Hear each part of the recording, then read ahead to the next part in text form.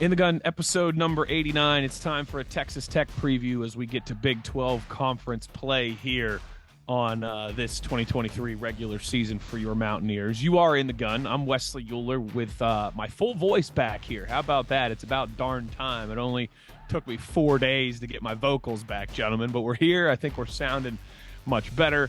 And of course, as always, I've got the best teammates in the business, the runaway beer truck, Big Owen Schmidt, and, of course, the signal caller, Jed Drenning. This episode of ITG brought to you, in part, as always, by our friends at Bet Online. Gentlemen, feels good to be back. I tell you what, I mean, I don't sound like Dana Holgerson anymore. I don't sound like, I don't know, Patrick and SpongeBob. I think I just sound like host Wesley Euler again. So it's good to be back. Good to be with you guys once again. It's good to hear your beautiful voice again, Wes. And his hair. Look. No hat. Voice is back. He's got his hair. For those not watching on YouTube, he has no hat on tonight. No. But it's endearing, Wes. It really was. I think you won a lot of people over. I was going to say there were a lot of people in the comments that were like, "Wes, your voice had me ready to run through a wall." Wes, Owen, Meg was like, "Hey, I sound the same way here still on a Tuesday." Yeah, I mean, I sounded terrible Sunday, terrible Monday. Tuesday was a little bit better. I have to do it's funny on the Steelers network. I have to do the intro to the Mike Tomlin press conference on Tuesdays, and it's literally like 5 minutes. Like it's me. Mike Tomlin's press conferences are around noon on Tuesdays. There's usually a few minutes of wiggle time there. So the Steelers go live at noon, and I have to fill that 3, 4, 5 minutes till Mike Tomlin actually gets to the podium.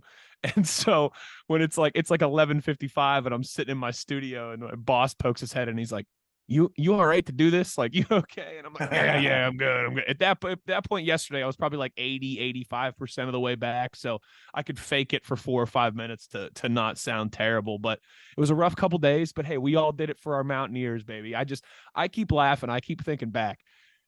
I lost my voice for 3 or 4 days.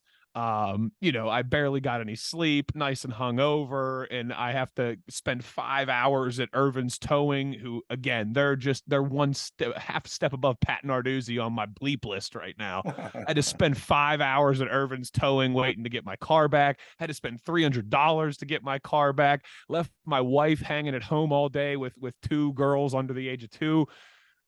But you know what? We beat Pitt, and that's all that matters, right? It's that thin line between agony and ecstasy. I mean, if we would have lost to Pitt, it would have been the worst weekend ever. But we take care of business and all that bad stuff. Who cares, baby? We beat Pitt.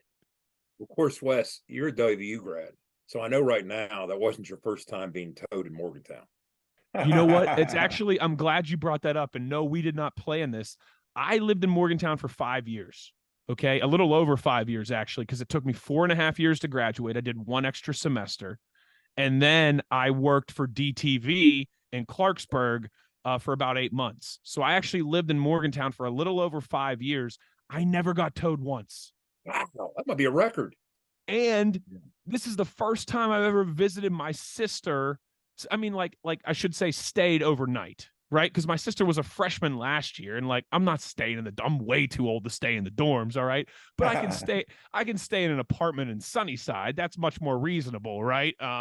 This is the first time I ever stayed with my sister in Morgantown. She's a sophomore now, right? Just got her own place a few weeks ago, a month ago, and yeah, I get towed. That's the way life goes, doesn't it? Oh, and I don't know about you.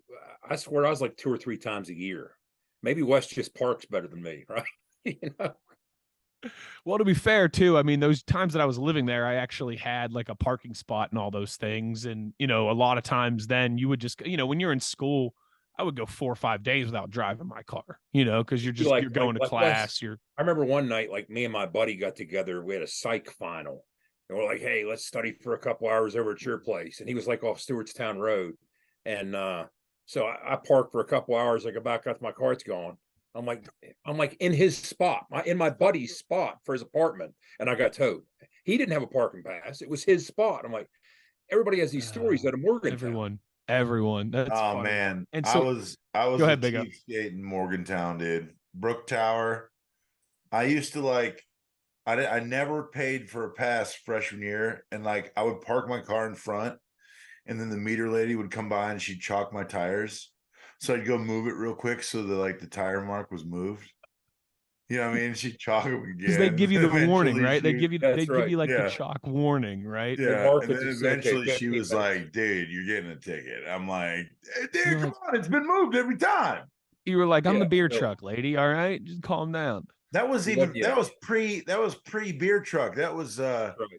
pubescent beer truck. You were just Owen at that point. Yes.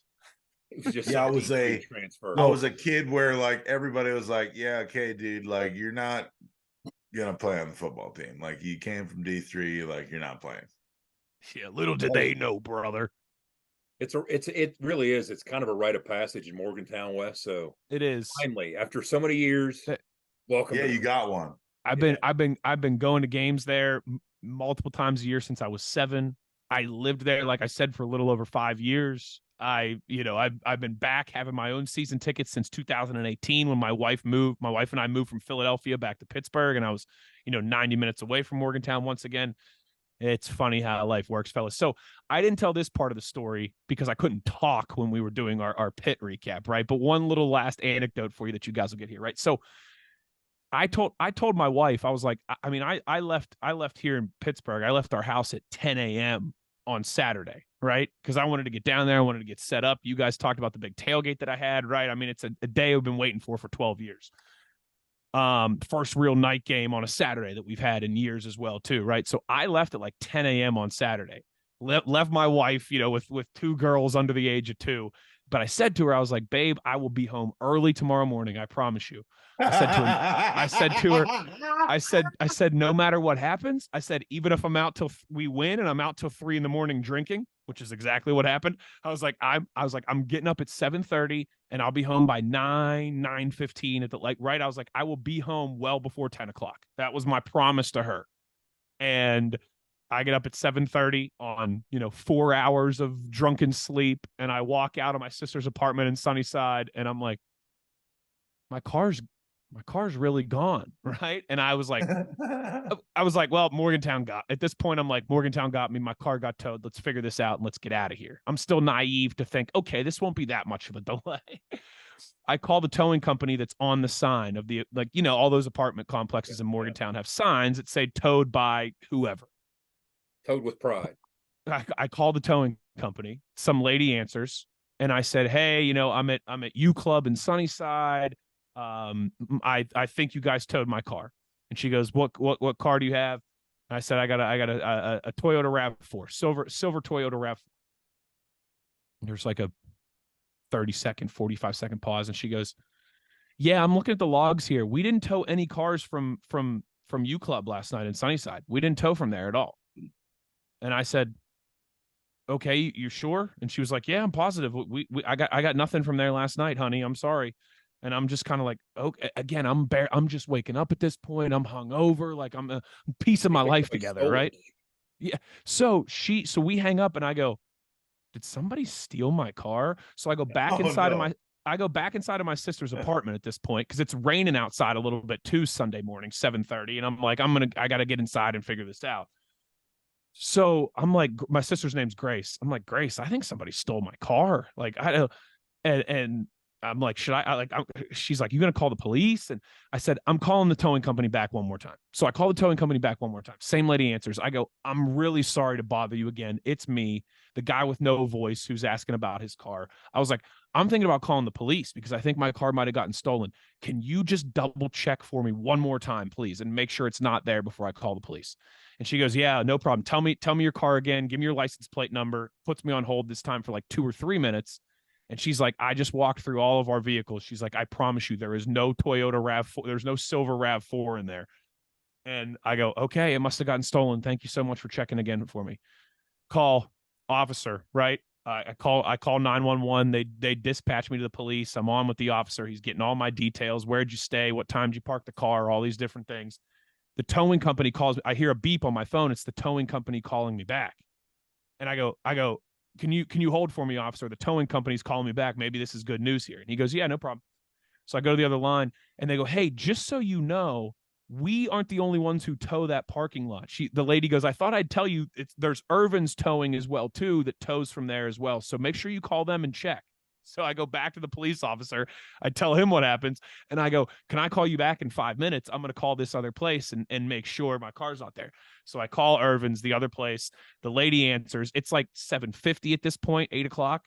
And she goes, yeah, let me check for you. Puts me on hold for maybe not even 30 seconds, like real quick, and goes, yep, we got your car here. We towed it at 4 a.m. last night.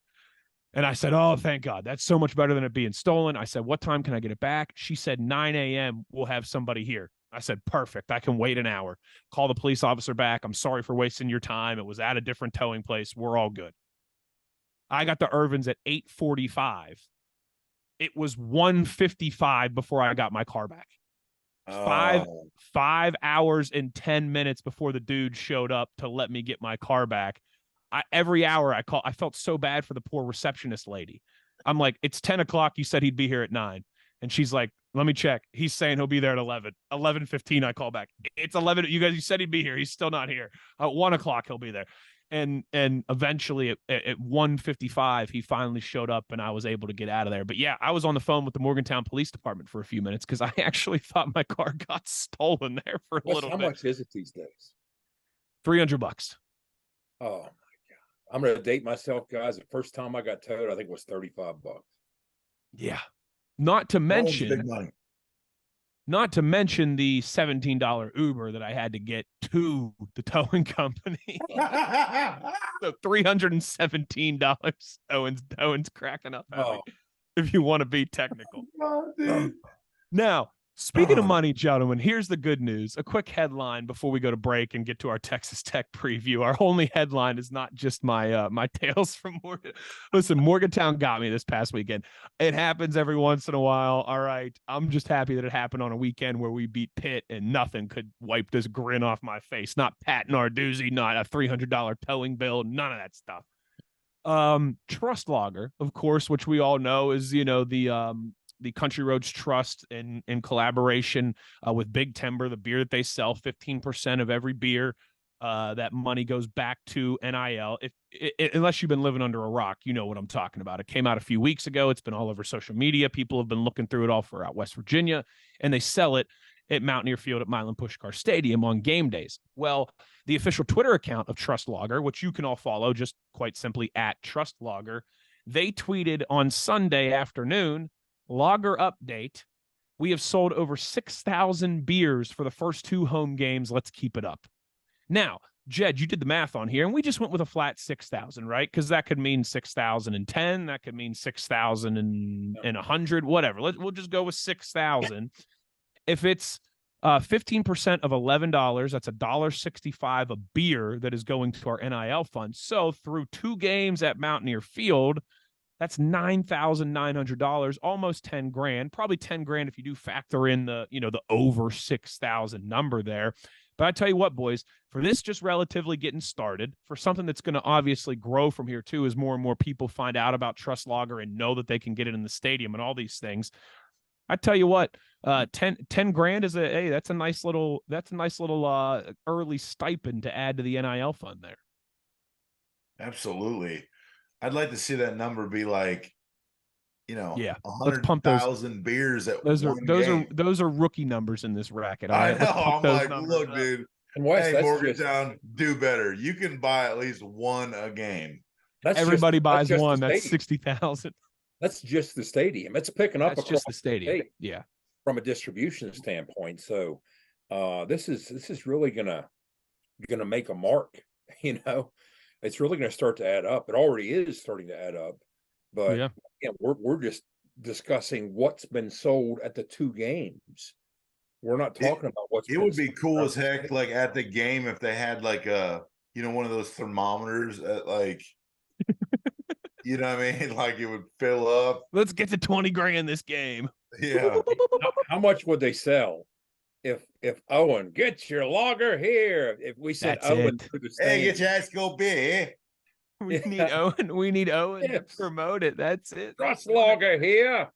Trust Lager here. Why do we sound like we're from Why do we sound like we're from Boston all of a sudden? That's a good question. Yeah. Hey, because when you sell beer, that's what they all sound like. It's true. It is true. All those. all of a sudden. Big O, you're right. It doesn't matter if you go to a Milwaukee Brewers game, a Boston Red Sox game, a Texas Rangers games. Beer here. You want some cotton candy and some cold beer? They're all gangsters from 1928. I see what you're saying, Lefty. I agree with Owen. We need to pump those numbers up. Those are rookie numbers. But I also think it's still a relative new concept. You guys know how those things take time. I think people like us that are active on social media and things like that know about it. But I think the word is still getting out there about Trust Lager. It's only a couple months old, to be fair. So if we're going to make about $5,000 a game for the first season, right? I mean, you'll take 30 grand. That'll be 30 grand by the end of the year if this pace maintains for the NIL in just the stadium. And then hopefully you grow that number from there. But that was pretty cool. Over 6,000. Now, obviously, that's not all beers in the stadium, right? Because people are still buying, what they drink. But it's a nice start. It's a good baseline. But let's pump those numbers up. Yeah, funnel it toward that. And you know what? This is probably the best spot in the show before we forget. 61,000 people helped. That helped the cause, right?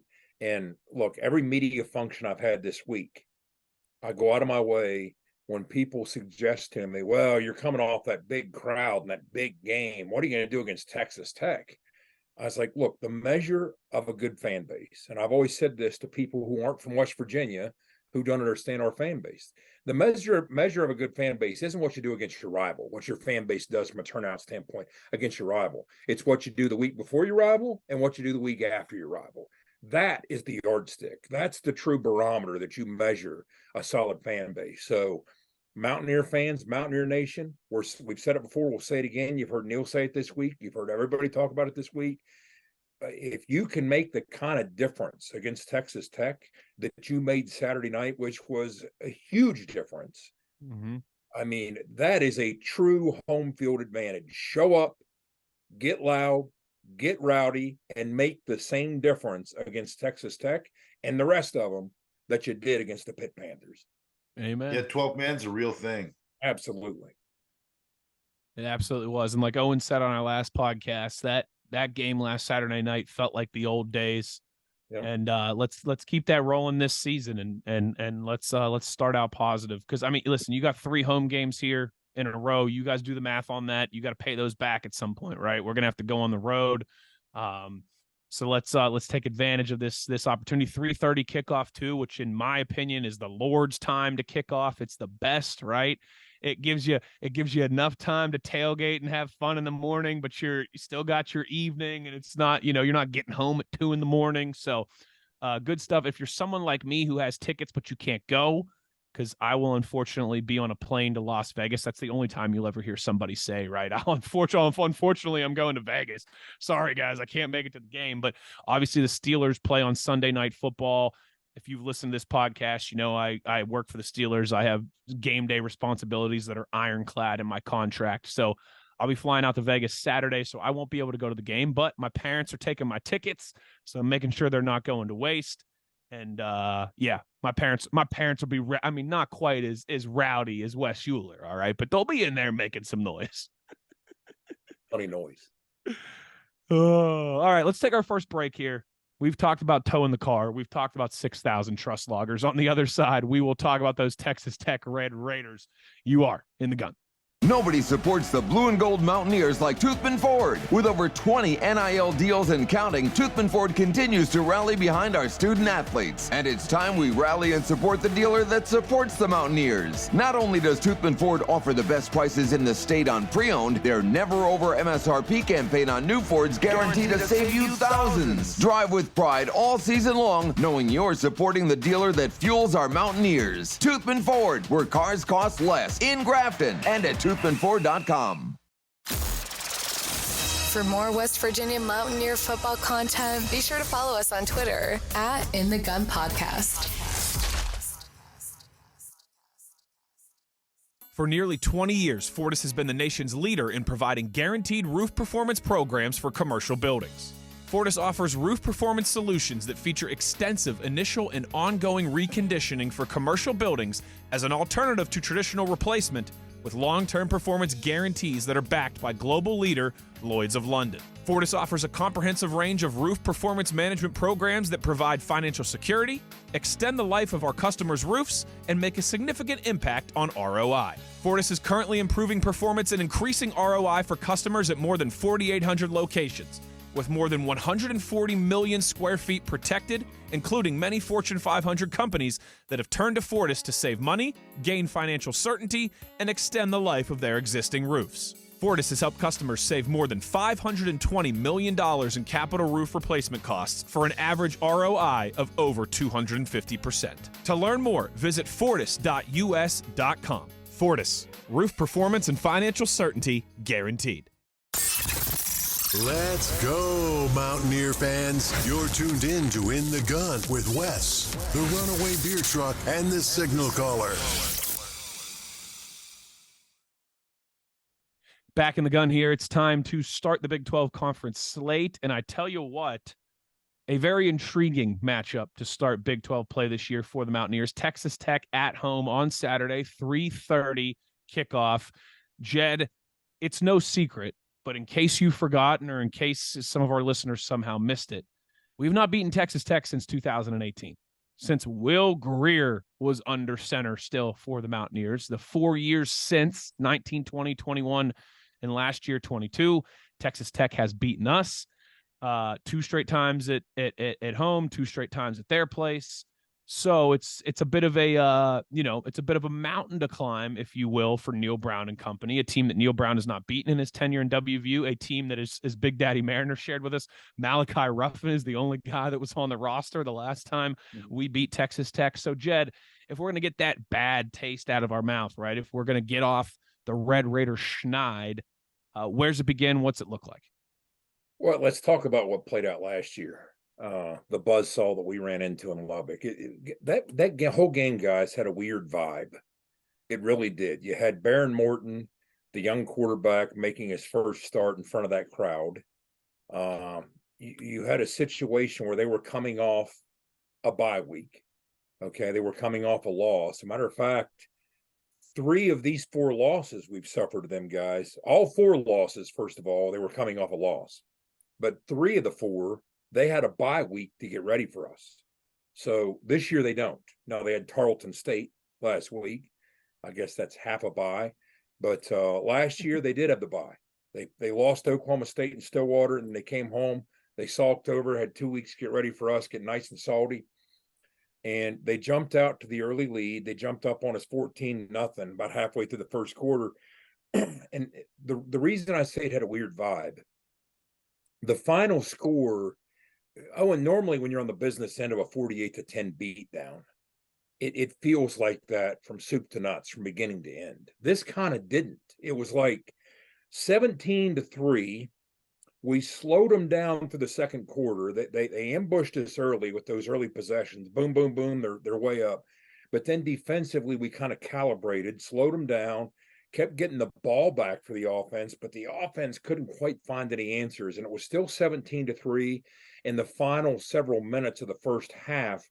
And we had the ball inside their 30 twice. Once we lost it on downs, you almost felt like we had a drive going. We're going to make it 17-10 before we go into the half. We get the ball first to start the second half. Inside the 30, first we lose it on downs. Then we go inside the 30, and JT puts a ball up deep, and the kid makes a heck of a play, and they pick it off. And it's like, it was 17-3, but it almost felt closer than that.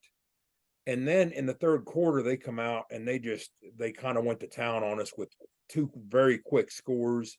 It's 31-3 game, set, match. And now the crowd's energized. The crowd's lathered up. They're starting to lean on us. And it didn't feel like a mismatch by any stretch. It felt like the game got wildly out of control, and they just capitalized and seized on all that momentum and kind of just took it out of us and put it on us. It had a weird feeling for a 48-10 game is what I'm saying. Normally you walk out of a 38-point loss and you're thinking, wow, that team's 10 times better than us. Play that 10 times, you'll be lucky to win 1. It didn't feel that way. It felt like, man, they made the absolute best of their circumstances. That's a good football team. And that's kind of what you were looking at. Now, a couple things to point out about that game. This was before the new clock rules, so they ripped off 86 offensive snaps. They led the nation last year with 84 games. They were pretty much right on pace. They had almost 600 yards. They finished with 594. Now, as a frame of reference, that 594 is the highest yardage total surrendered by West Virginia since Neil Brown was hired in 2019. So they kind of they spread us out. You know, you've heard Taj talked about all week. Taj Brooks, he's an NFL back. He went over 100. Baron Morton throws over 300. Donovan Smith comes off the bench and throws another touchdown. I mean, they got all these big wideouts on the perimeter. They made the most with those kids, and you know, they converted about half their third downs. But the biggest thing I remember is they were 6 of 7 on fourth down. I mean, the second half, we literally just couldn't get them off the field. And that was the game that we've been thinking about and considering for 12 months. So the other thing is when people are saying, and I heard Neil mention this as well, when people are saying, man, how do you get ready for Tech after a rivalry game like that? How about just turn the tape on? First of all, how could you possibly forget what happened against Texas Tech, not just last year, but in the last 4 years? But just turn the tape on, and that's a wake-up call, right, Owen? Yeah, which he might do that. He's at least going to bring it up. And that's great material anyways. The billboard material for me this week, right? We're the underdogs again. You know, I think it's what is it, 6-point game? It moved up. 7. Yeah. It's up now. The money was moving. The only attention I pay to these things is to see if there's any kind of movement, to see what people are thinking about the matchup.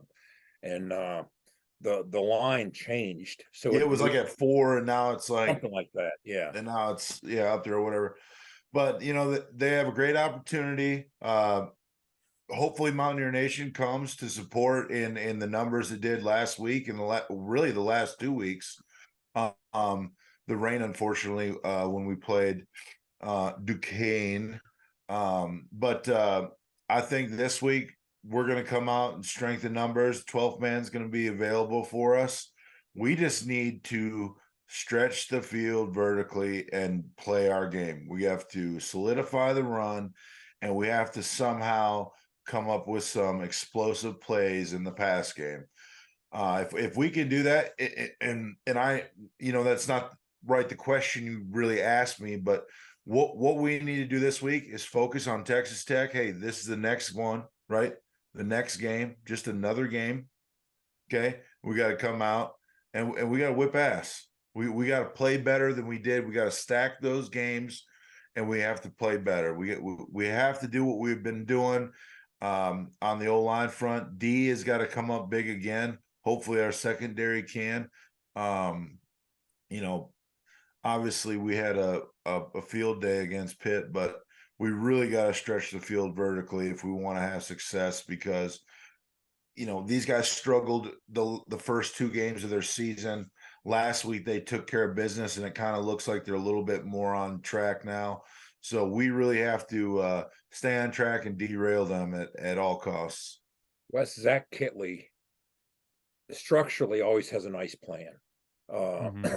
He's one of the up-and-coming young coordinators. He's the newest branch of the air raid. I think what you get with him, he was a guy that was on staff when Mahomes was there with Kingsbury. So he has the pedigree. He checks all the boxes as a Texas Tech OC. He's an air raid guy through and through, but he's more of an 11 personnel guy. He's more of a matchup guy. He does love tempo, but again, interestingly enough, when you think back to what he was doing at Western Kentucky, same type of thing, blistering speed, putting the football vertical, you know, big playmakers on the perimeter. A year ago, as I said, they averaged 84 snaps a game. Well, through 3 games so far, and that's kind of getting to the point that you have some frame of reference, right? Here we go back to that conversation about this new clock rule. They're at 74 snaps a game. It's not because he's pumping the brakes, right? They're playing the same style of football, guys. When I watch the tape, I still see the tempo, but they're down to 74 snaps a game. So that they're a rhythm-based offense. Last year, when you look at plays of 10 plus yards, if you want to run 84 snaps a game like they did last year, you're going to have to get a bunch of first downs in succession. So it takes a lot of 10 plus yard plays.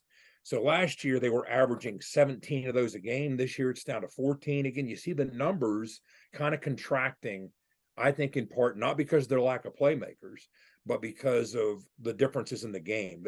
They always say they have a basketball team on the perimeter. Same thing this year. You're going to see a couple 6'5" wideouts that can jump out of the building, making plays all over the field. And then they got these scatter bugs playing slot. They got talent at tight end. And then they got Taj Brooks at running back. So they got all kind of options. Now, this will give you another indication. They've already forced 5 defensive pass interferences. That's the most in the Big 12. So that speaks to the kind of challenge that they present for your back end. We talk about what's going on with West Virginia's back end appearing as though it's starting to come into its own, and dare we say gaining some confidence. Excuse me. But Aubrey Burks, the fearless leader of that group, we love what we've seen out of Beanie through three games as, again, some frame of reference. At the other corner, Malachi playing some brave football. You know, he's fearless. Don't tell him he's limited in skill. He just keeps coming and coming and coming. Beat him deep, he keeps coming back. I mean, that's the mindset you want at corner. You saw those guys really start to click, especially in the second half against Pitt. They're feeding off each other. They're believing in each other. It's going to take all that courage and more against an offense that, no doubt, even if you check every box, even if it's mission completed, they're going to make a ton of plays against you. It's almost impossible to keep them from doing so. Now, if you do put them off schedule, they will put the football in harm's way. They've suffered 6 turnovers. That's not an aberration because, again, since Kitley took over last year, they have 25 turnovers, which is the most in the Big 12. They've thrown the most interceptions this year with 5. So you're going to have some opportunities if you force the issue. One of the things I want to look at, we talk about this rotation that we're falling in love with along the West Virginia defensive line, and the fact that we can go 6, 7, 8, maybe 9 or even 10 deep. You have to pick your spots against a tempo team because they're not just going to stand still. They don't substitute as often as other teams offensively. And the way these substitution rules work, you guys know, if they sub, the officials will hold things up until we sub. But if they don't sub and they put the pedal down and they want to go 6, 7 snaps, well, the only way you can stop that is getting them off the field, right? Because otherwise you can't tap out. The D-line that's on the field has to stay on the field. You can't just say, hey, they're getting tired. We see hands on hips. Let's get 3 new guys in there. You're not going to be able to do that with the frequency against Texas Tech as you did in the first 3 games. You're going to have to pick your spots. You're going to have to be strategic about that. And you are going to have some opportunities from a D-line and linebacker standpoint to get after them. You can sack them. You can knock them off schedule from a TFL standpoint. They've allowed the most pressures in the Big 12, 39 pressures through 3 games. So it's not as though they're bulletproof. And the thing about it, when you look at the quarterback position, Tyler Shuck, a very battle-tested resource.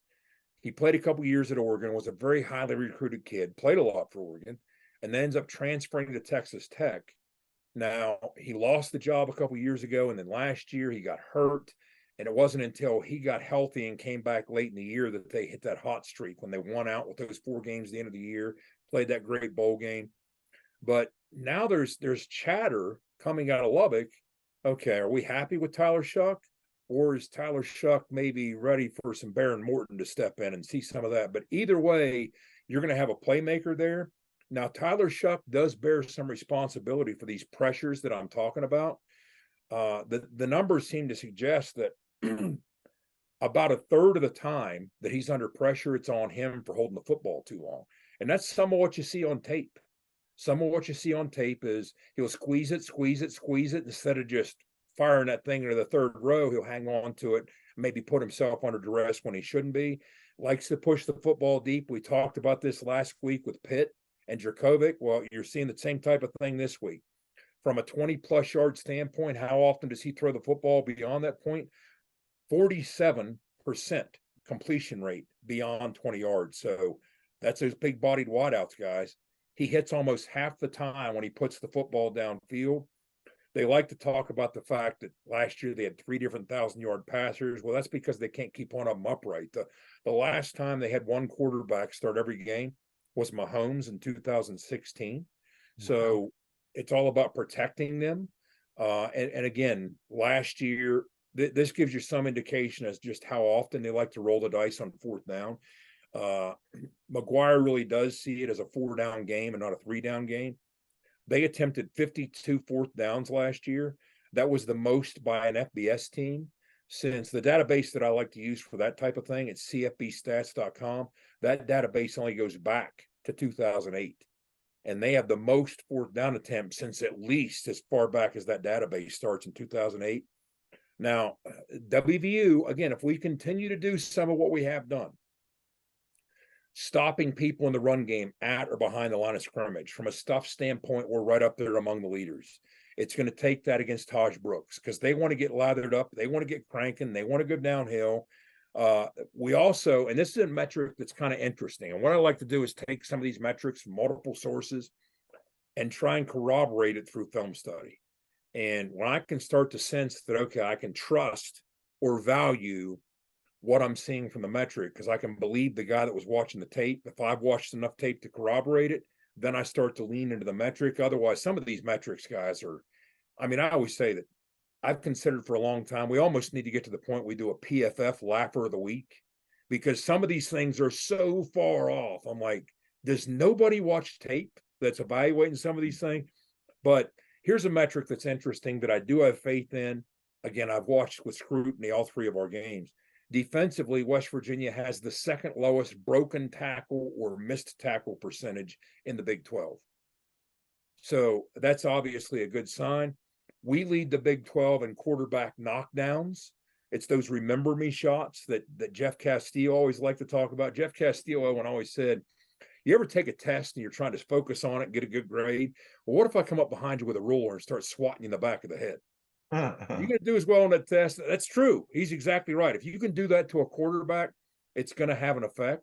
And that's kind of what we're trying to do. And you're going to have your hands full with what Zach Kitley and this, the plan that he's going to put together and the talent that they're going to bring to bear. But if you look at our defense versus their offense, we'll get into the other side here in a bit. But those are some of the things that kind of jump out at me. Well, Jed, like we've said, big game by the D-line. Big game.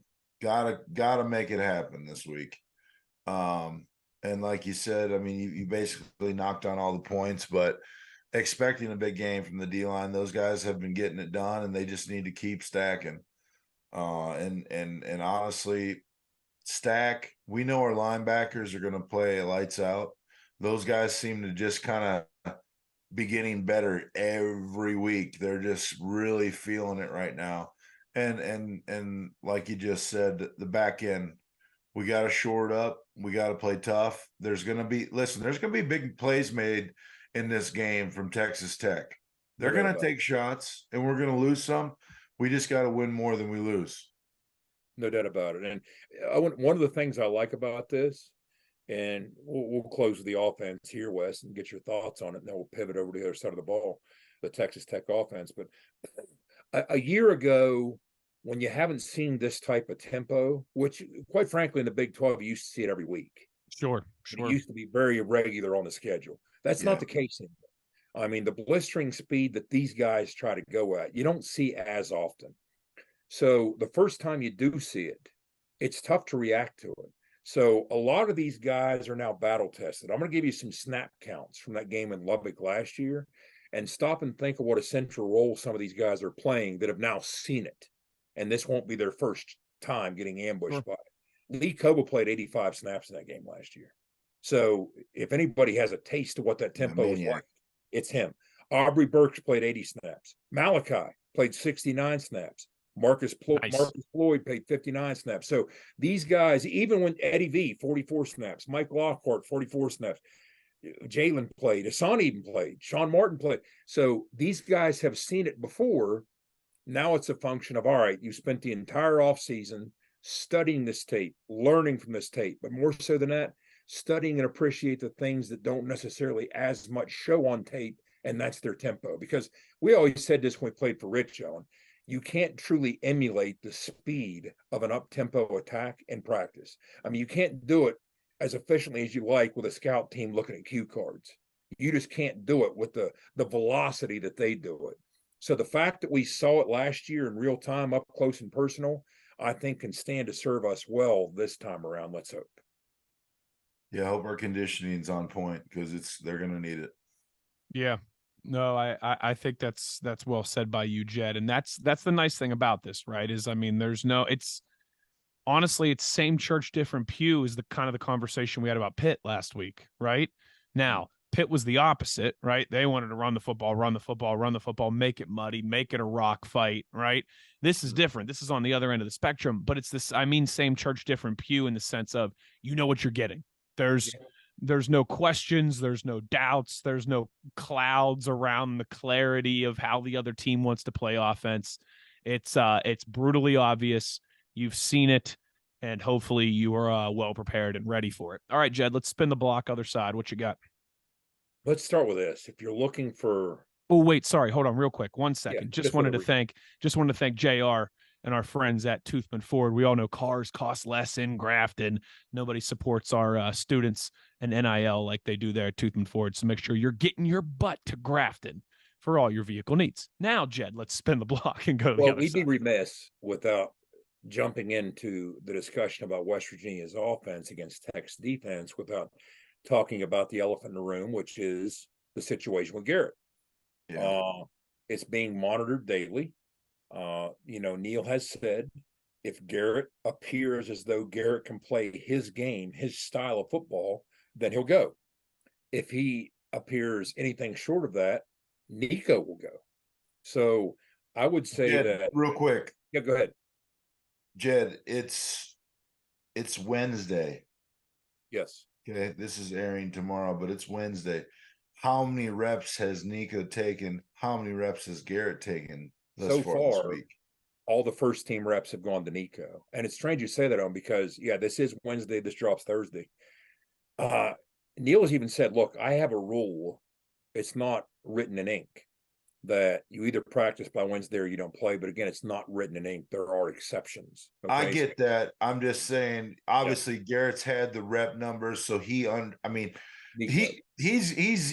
game. He's taking his mental reps right now. Even though his wheels banged up, I get that. If it was Nico's, the role was flipped. It's a little bit different. You don't have the PT. That's right. You know what I mean? You're not, the preparation isn't there. But the biggest thing that I know, and was it a high ankle? It's an ankle. Okay, so I have a little bit of experience with some ankle injuries. They suck. Okay, and for a guy, I'm not even putting myself in the same league as Garrett, but when you are a runner, okay, and you depend on, your feet in that quarterback, you got to be able, you got to be mobile. It is very tough to make it happen on a bum wheel. It's just, I don't care if they're shooting it up or taping it tight. It's just not the same. So I hope Garrett does feel better, but if he doesn't, hopefully Nico's ready to roll because, this is his opportunity. It's dangerous to go otherwise because, quite frankly, when you spend your life occupying the body that Garrett Green occupies, you're used to having an escapability under duress that all of a sudden when you don't have it, you're going to get hit. Yeah. So his natural instincts can't serve him as well if he's not fully functional and healthy. But one of the things to consider there, guys, and again, I'm not reinventing the wheel here. These are things Neil has discussed. But the way you break the reps down, the way they like to do it, 75-25. In other words, the starter gets 75, the number two gets about a quarter. Okay. And one of the situations to consider, what will this look like for the first time with Nico getting those starter reps at 75%? You can expect a much more aggressive plan than what we saw with him getting thrust into battle with a quarter of the reps from practice and Neil with a notebook out trying to scribble and figure out what Nico's comfortable with. Now, when you have a week with 75% of those reps to get comfortable and ready and get the timing down and really enhance things and say, here's our deep shot plays, here's our max protect plays, here's your quick answer throws. It opens the playbook up in a way that the situation against Pitt simply didn't. Yeah. And here's why that's going to be critical, I think, right out of the chute. When you look at, first of all, if you want a statistic or a series of statistics to kind of lean on and get some sense of what we're doing well, okay? We're protecting the football while demonstrating some level of balance. Now, what you've seen offensively, especially that sluggish game against Pitt, wasn't for the time capsule just strictly based on the numbers. But through 3 games, we have not thrown a single pick, knock on wood. We've averaged over 175 yards passing a game and over 200 yards rushing a game. So when you put those 3 numbers together, those are numbers to build on. And one of those was with a backup quarterback getting inserted the 4th play of the game, 5th play of the game. So those are numbers to build on. No picks, over 175 yards passing, over 200 rushing. Only 6 teams in the country have done that. When you look at it, Oregon, Notre Dame, Penn State, Liberty, Duke, and West Virginia. Now, last time I checked, those other 5 are 3-0. So you're on to something. I'm not saying you end the year saying, hey, those are the numbers we're gonna die with. No, that's not the case. It's something to build on under the circumstances with that young quarterback thrown into battle like he was last week. So I think it's going to be critical right out of the gate to have some level of rhythm offensively, because here's what's happened in these 4 losses, guys. Neil was asked, hey, what threads these 4 losses together? What do they all have in common? And he's like, well, in all 4, they moved the football on us pretty effectively. Well, that's true. But I would also say something else strings these 4 losses together. In all 4 of them, they jumped on us. And there's different versions of that. In other words, last year, it was 14-3 after the first quarter. It was 17-3 early in the second. We were playing from that trail position very early on and had to try and make some desperate things happen after that. 2 years ago, they were up 17-0 in the second quarter in Morgantown. In 2020, they were up 13-7, after the first 15 minutes of football. So they had the lead once again with Henry Colombi. All the way back to 2019 with Jet Duffy. I mean, these are the guys that have beat us. Jet Duffy, Henry Colombi. It's not Patrick Mahomes, right? They were up 21-3 after the first quarter in 2019. So what has that done with them having these early leads? Well, what it's done, it's put us from a trail position. It's put us behind, and we haven't had, even though in 2 of them we battled back and almost made a game of it. In 1 case, even almost won the game. You could argue in 2 cases. But we haven't been the balanced football team for the stretch of 60 minutes that we want to be. So we know how different we are when we're able to run the football versus not. And guys, look at the rushing totals in the 4 consecutive losses to these guys. 73 yards, 2.8 yards a carry. 94 yards, 3.5 a carry. 3.1 a carry, 2.8 a carry. Stop me when you see a trend emerging here. We've had no balance. We've been incredibly one-dimensional. We have to run the football. People like to talk about some of the success that we had years ago against Texas Tech. Like I think back to the 37-34 Josh Lambert game in Lubbock with the walk-off field goal, that we were down 34-20 in the 4th quarter. Clint worked his magic. You know what I think of in that game, guys? I don't think of any of the things, first and foremost, what I just said. I think of the fact that we ran for 249 on them, and both Wendell and Russell Shell went over 100. We leaned on them for 60 minutes. People talk about, everybody said, Patrick Mahomes never beat us. He was 0-2 against us. Guess what we did in the 2 games against Patrick Mahomes that I've heard nobody mention? Ran the dang ball. Wes, we ran for 300 yards in each of those games. Yes, you're going to win a whole lot of football games. I don't care if you're playing Patrick Mahomes or Joe Montana when you run for 300 yards. You could be playing Tom Brady. Your chances are much better. You could be playing all 3 of those guys at once, and you got a good chance to win. So we're going to need to get a fast start and not get knocked off schedule and not fall behind by multiple scores, because that makes them even more dangerous than they typically are. And when you look at what they like to do, I've studied a lot of tape on Tim DeRuyter. Tim DeRuyter has been around forever. There's very few things as a D coordinator, as a defensive play caller, that he has not seen. We'll go back. We'd like to forget this, but unfortunately I don't. In 1999, Navy came to town. We weren't very good, and Navy upset us 31-28 in 1999. Tim DeRuyter was Navy's defensive coordinator. I mean, he's been around forever and a day. I mean, he's had a lot of jobs, done a lot of things, defended a lot of, high octane offenses.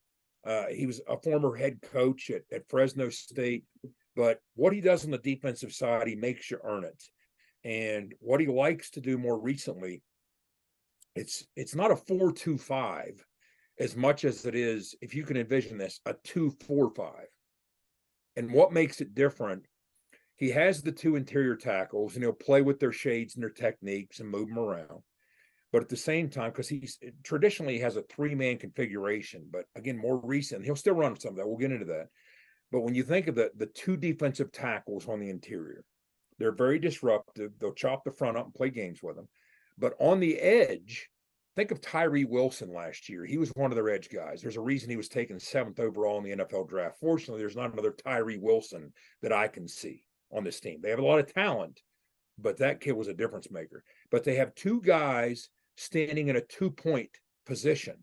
They don't have their hand in the dirt.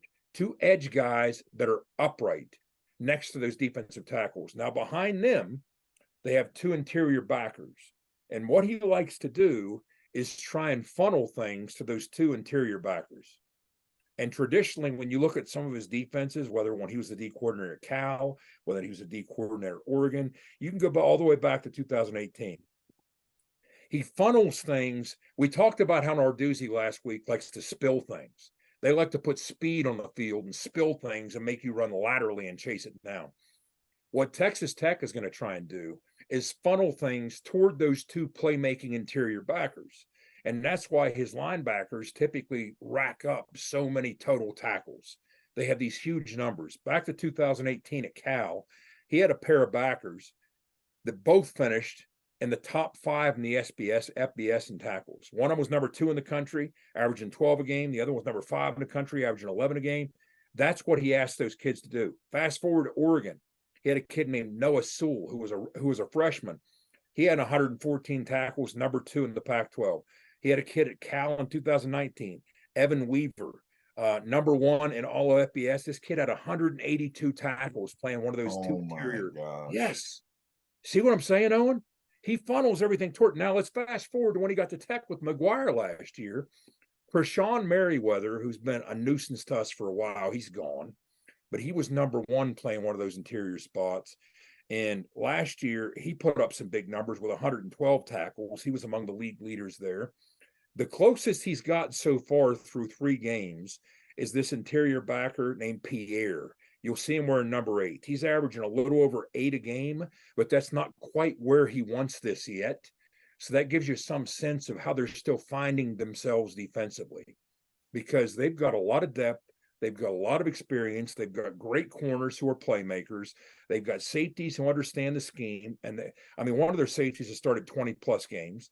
So these guys are very long in the tooth, and they present a ton of challenges for you. And it puts them in position, guys. Sometimes when I'm watching tape, I always joke that, when free safeties play deep enough, it's almost like they're playing defense with 10 guys, right, Owen? Well, you'll sometimes see that at a Tech. That free safety will drop 15-plus yards pre-snap, and then on the snap, he's retreating. It's like they're playing defense with 10 guys. Well, the only way you can do that is if those guys are so experienced, they understand the nuances of the scheme, and they can compensate for that in different ways. So these are some of the things that they try and do. Now, he will, as I touched on, sometimes toy with it and get into a 3-man front. You'll see him. They'll sometimes kick out of a 2-man into a 3-man. In other words, again, envision, if you're listening at home, you have the 2 interior tackles, and they have their hand in the dirt. They're in a 3-point. And then you have the 2 edge guys that are in a 2-point upright. Well, sometimes what they'll do is kick. They'll stem, Owen, before the snap, kick down into a 3-man front and have one of those edge guys put their hand in the dirt and go to a tackle spot, or more of a true defensive end spot, or vice versa. Sometimes they'll go from the 3-man and kick into the 2-man with the 2 upright defensive ends, the edge rushers. So They like movement.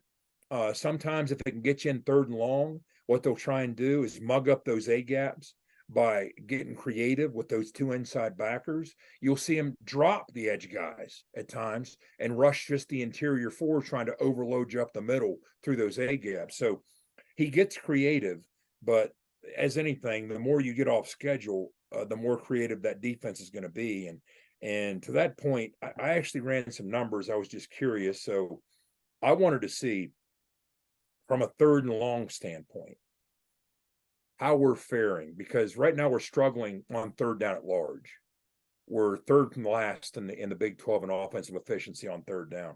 And it seemed off because we seem to be winning on some 1st downs, right? Well, if you look at the percentage of 3rd downs we've faced that are 3rd down and 7 or longer, okay, we have the 4th fewest in the Big 12. In other words, only 36% of our 3rd downs are 3rd and 7 or longer. So what we need to do is do a better job of converting those 3rd and intermediates. When it's 3rd down and 4 to 6 yards, we're only hitting on 40% of them. That number needs to go up. When it's 3rd and long, 7+, we're 1 for 14 on the season. So yeah, we're winning on some 1st downs and putting us in some slightly more favorable 3rd downs, but that only matters if you can capitalize on it. Now, bear in mind, some of this, I always say, like Neil's very aggressive on 4th down too. So you have to accommodate that fact when you're thinking, like I do the same thing when I'm looking at Texas Tech's 3rd down numbers. Sometimes these play callers who are 4-down teams might have a slightly lower number on 3rd down because they think, hey, I'm playing for 4 anyway. I'm not trying to convert on 3rd. I want a more manageable 4. But that being said, I'd like to see us have a little more success on those 3rd and intermediate situations. But the good thing about it is, at least we're staying out of the 3rd and longs.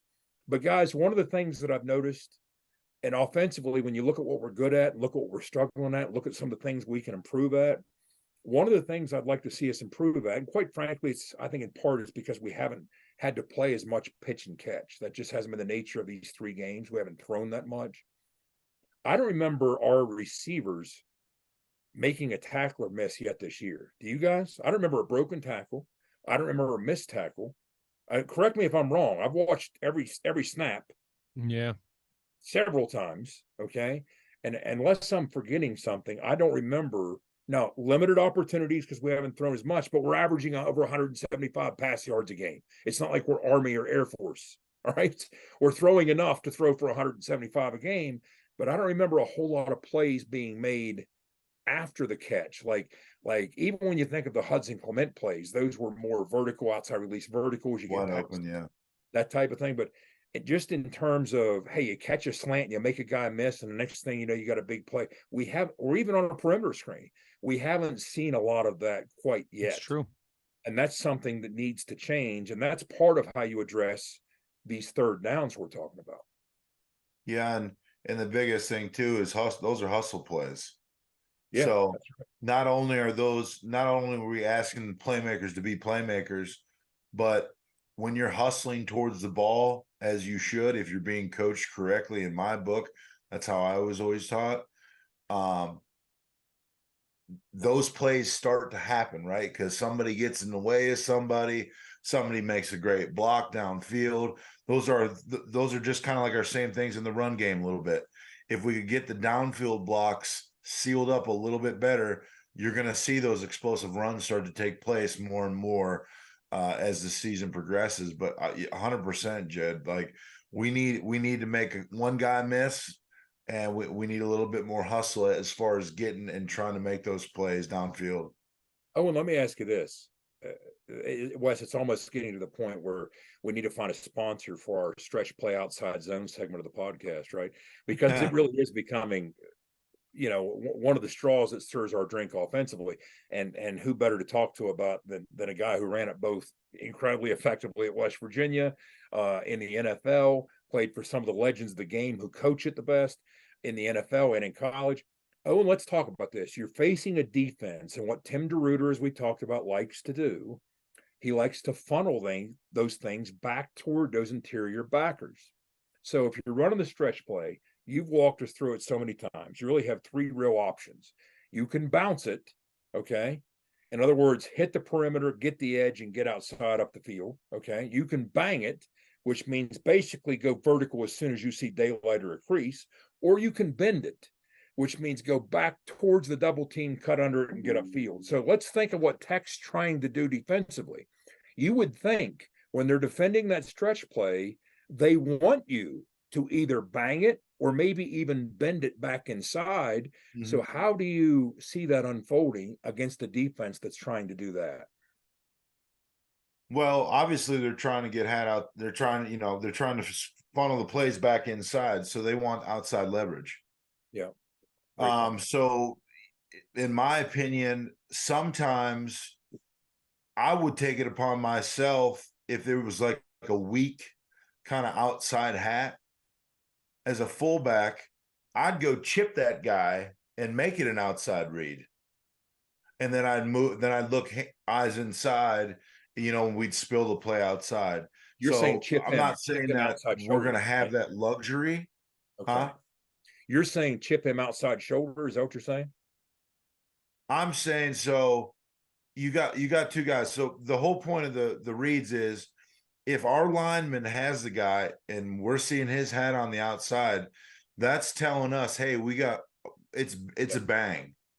But sometimes against a team that wants to spill you inside, you might force a stretch play to bounce, because what you would do is I would basically, if I can get to the edge, instead of them running laterally across the line, I would end up taking that read not trusting my read at all, okay, and saying, look, I'm taking this outside. So it might be a forced bounce play where we're trying to force a stretch play outside because we know those guys are trying to funnel everyone back in. And a lot of times, like what I was saying is, I see that hat on the outside, but it's a soft hat.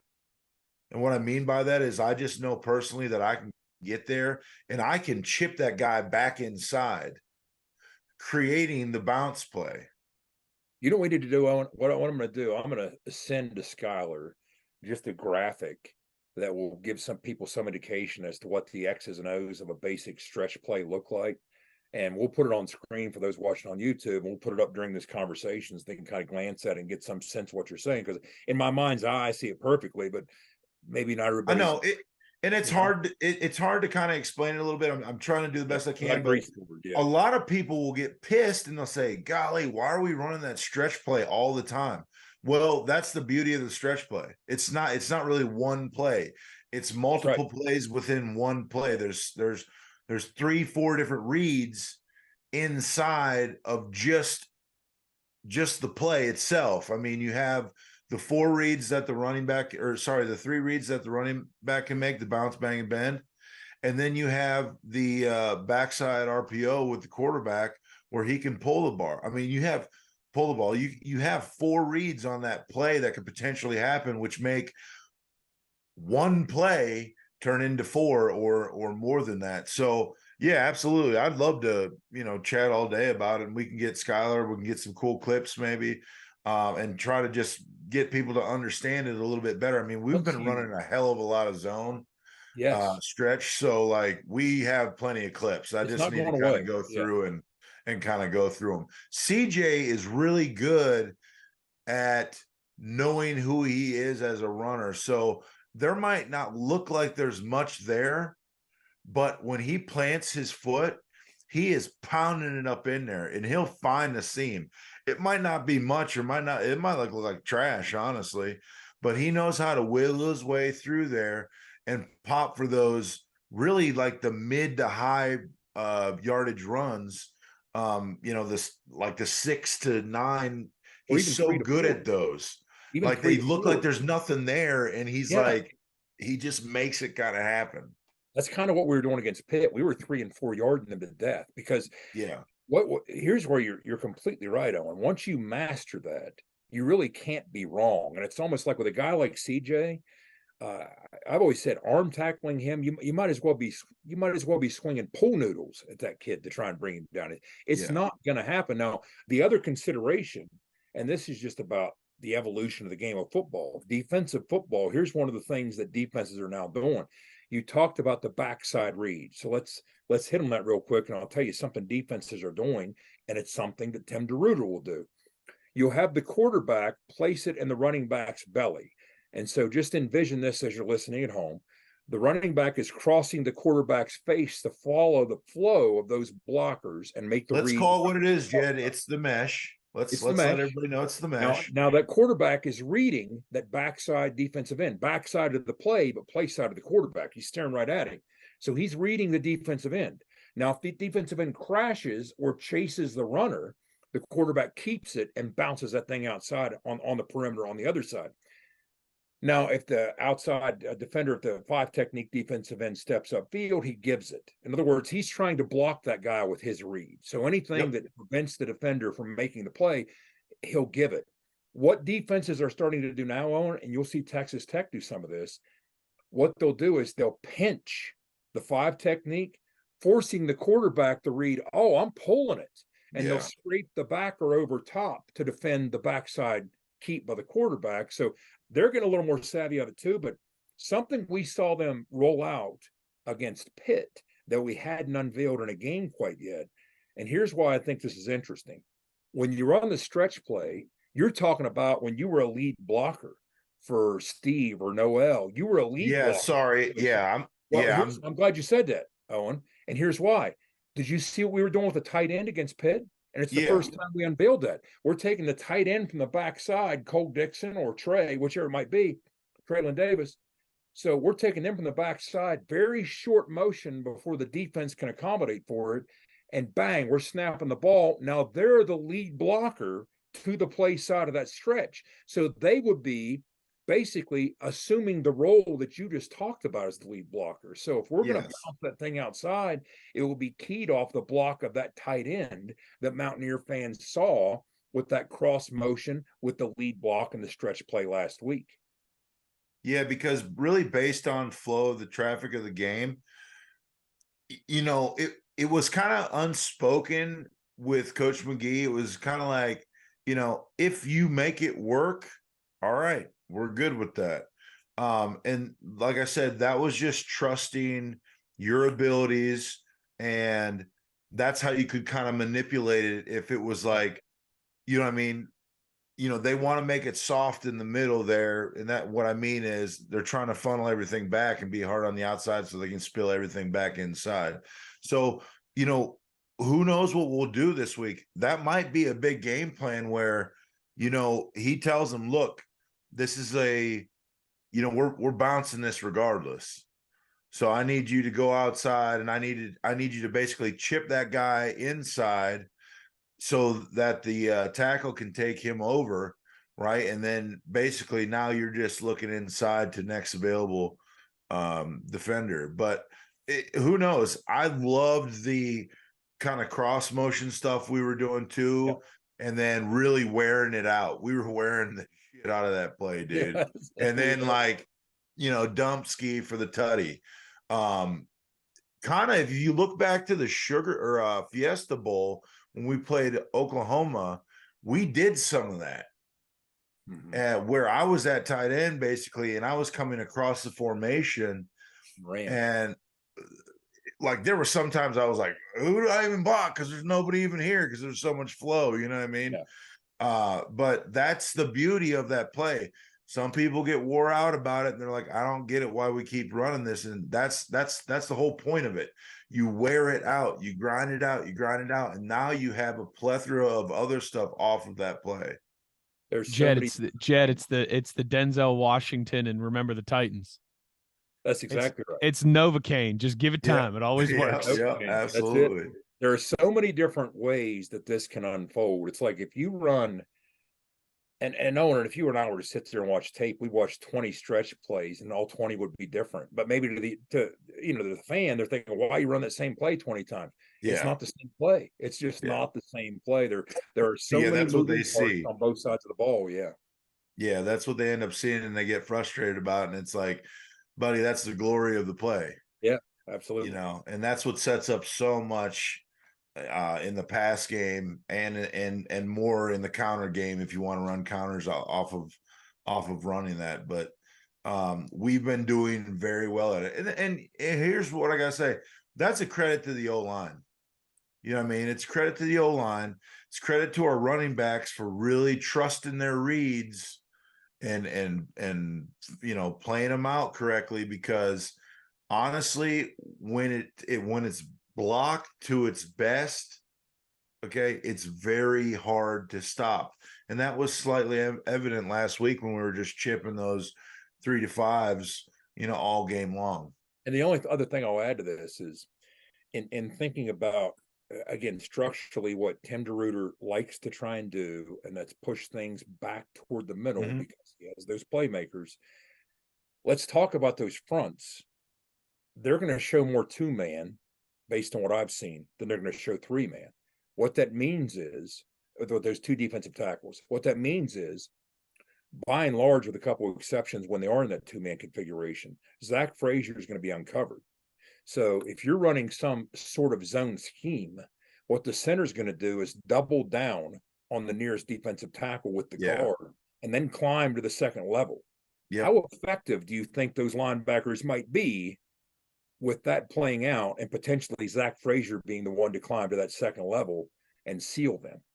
They're not going to be effective because Zach's going to absolutely punish them. I mean, he'll be maybe at the start of the game, they might make a few plays, but after he gets a hold of them, I mean, and starts wearing them out, that middle is going to start looking really tasty after a while, because you're going to have that extra guy in there to make those plays. And if there's anybody I want to be running behind on that offensive line, it's that middle crew right there, you know, especially Zach being the tip of the spear. So, you know, like you were saying, I mean, you'll see it develop and play out as the game goes on. It might not hit up right away up front, but eventually that's going to keep going and keep going. And I don't care if you're the baddest mamma jamma at linebacker ever. When you got a guy who weighs 40, 50 pounds more than you, maybe 60, you're going to get wore out. Yeah. And you know, if I'm Texas Tech and let's say Nico goes instead of Garrett, they have to challenge us. We still have it. We still have it on the. We still have that. That's what I mean. Even if they Nico can still run, even if they throw resources at us, trying to force Nico to win the game, if it's Nico, yes, the wideouts need to make plays just like we talked about. But if you're running that stretch play, be very careful defensively, because that second level can evaporate pretty quickly if you're throwing resources at the quarterback and we get outside on you with the stretch play. Yep. And a lot of times, like you were saying, how they'll have the defensive end come down and that linebacker loop over top. Backside. That's super susceptible to like quick slants and stuff over the middle, because that basically vacates that area there. So that's a whole nother part of the stretch deal. Look, okay, if this is the read you see a double read here. Okay, now boop, we'll dink and dunk real quick over top. And hopefully our slot guys can really have a big game there too as well. But it's an evolution. It's crazy, the games with inside the games. That is. It is absolutely. Well, it is. You're going to fill that void with some sort of route that's attached to an RPO piece. Yeah. I mean, every time we run the ball, just about every time, there is an RPO attachment to it, whether it's a quick screen, whatever it might be. But yep. Bad news for all of our listeners. You're just getting invoiced for this clinic on the stretch play that Jed and Owen put down. All right. So expect the bill in the mail, 7 to 10 business days. We expect you to remit payment within the next 30 days by the time we get to Halloween. No, that was great stuff. That was a lot of fun. I enjoyed that. We might have to do, maybe I'll add that to our list of off-season topics that we can still get on. We'll do a stretch play seminar here at some point, maybe in the middle. You know what? Maybe we'll do it in the Peach Lot when we have our little preseason tailgate party. Now we're talking. I like it. Can Big O work the smoker and the telestrator at the same time? I'm glad you said that, Wes. Hit our poll, which we're trying to figure out here. We're going to post a poll Oh yeah. So basically what we're going to try and do is, Yeah. and this will evolve. We'll get it polished up and everything. But you guys, if you're a loyal listener, you know, we make our picks every week, right? Signal caller, beer truck. I pick defense of the week. Skylar picks the offense of the week. We're going to start getting you guys involved with that. So we'll put out a link on our Twitter account, In the Gun Podcast, on X, I guess, as it's technically called now. I'm still calling it Twitter. I will for probably the next 5 years. But In the Gun Podcast on Twitter, on X, on whatever Elon Musk decides to call it this week. And we'll have a link on there for you, and you can pick your signal caller, your beer truck, your offense of the week, your defense of the week. If you get all 4 correct, we got some prizes. Right now, we're thinking an Owen Schmidt rookie card, an autographed Owen Schmidt rookie card. We got some other possibilities. Maybe we'll do some merch giveaways eventually. Maybe you get 4 out of 4. You can get a shout out on the podcast. You do it multiple times in a season. Maybe you can jump on here with us for 10 minutes and we'll chat with you. So what we did real quick, Wes, is a buddy of mine, Will Gregory, who's way more dialed into this side of things than I could ever dream to be. He gave me this idea, and he said, "Hey, you ought to be doing something. You know that those picks you guys make. Why don't you put a poll together? There are Google polls that you can." I'm like, "Dude, you might as well be speaking Latin right now." And he said, "I can do it in 5 minutes." So he threw it together and texted it to me. He's like, "How's this look?" And I was like, great. Yeah, that's awesome. Yeah. So what we're going to do is we're going to put the link out. Thanks to Will for doing it for us. We're going to put the link out. You put your email in. You can do it each week. So that's the name, email, right. 4 picks. That's all you need. And like I said, you get 4 out of 4. Maybe you get an Owen Schmidt autograph rookie card. Maybe you get a shout out from us. We'll continue to evolve it. Owen's got a couple ITG hats with sweat rings around them. Maybe you'll get one of those in the mail. We'll get it figured out here. We'll authentic. We'll polish it up as we go along. But be looking out for that. Be looking out for Phil Fridays on Friday. You guys know we got a lot of fun stuff coming your way here. We are pushing 90 minutes on this episode. It's been a lot of fun, but it's time to go. A final thank you to our guy Rick Lewis and Fortis for roof performance and financial security guarantee. Visit fortis.us.com. And the one thing, as always, that we ask of you is to be an ear and tell an ear about your new favorite WVU football podcast. For our producer, Skylar Callahan, as well, too. Chad Drenning, the signal caller. Owen Schmidt, the runaway beer truck. I am Wesley Euler, the Toad. That didn't sound as cool as I thought. I'm thinking of like a little. Sounded like a toad the other day. I'm thinking of a little tub. I'm thinking of Frogger now, and I'm getting splat as I try and run to South Park to get my vehicle. Scratch that one. I'm Wesley Euler. Thanks for listening. Make sure you're checking out Phil Friday tomorrow and getting your butt over to Mountaineer Field 3:30 on Saturday as we finally get this Red Raider curse moving in the right direction and start off Big 12 conference play with a W. Take care, everybody. You've been in the gun.